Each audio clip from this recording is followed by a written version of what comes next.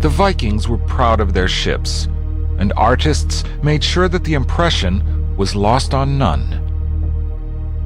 But were they truthful, or did they allow for artistic freedom when depicting the ships?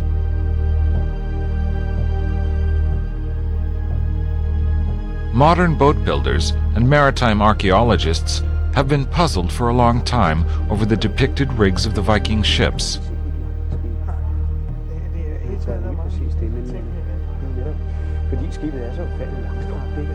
In trying to reconstruct the boats and make them sailworthy, history has offered little help. We have a problem with the Viking ship finds. You see, most of the finds have been done on very shallow water or along the coastline, and in places where the local people have been able to get at the ships and steal all the ship's gear out of them. Only a few Viking ships have been found, and finds have often only consisted of scattered planks and parts of the rigging.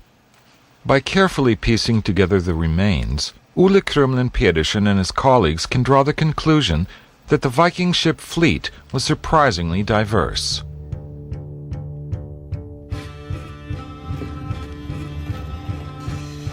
The bulky cargo ship known as a Knar had 950 square feet of sail and became the freighter along the Vikings' trading routes. There are the small ships used for fishing, ferrying, and short local travel. The longboat, powered by sail and oars, is the warship dragon of the sagas, built to put fear into enemies.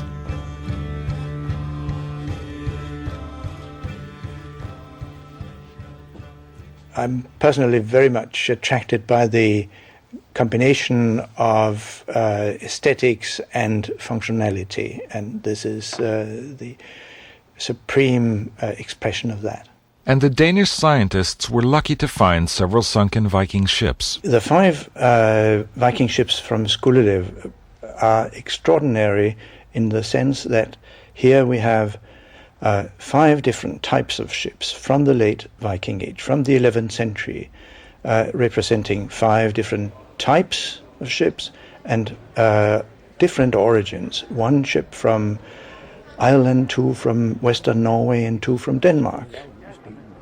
It was left to Max Wiener and Eric Anderson to figure out how the ships were sailed, and they look at every hole and every detail to understand their functions. Wear and tear around the holes indicates the former direction of ropes and rigging details. In a way, you have to be a sailor yourself to understand all the clues you find in the finds, for example, and so on. That's very important. And as practical sailors, they didn't search for answers in books. They took to the sea. The tradition of the single square sail has in fact continued for more than 1,000 years in northern Norway, where they, up to the First Great War, actually sailed little Viking ships for the Lofoten fishery. Among many things, finding a hole in the boat and understanding how it was used as part of the rig and sailing gave Eric and Max the final clues. Suddenly, it all made sense, and the sail of Viking times could be recreated.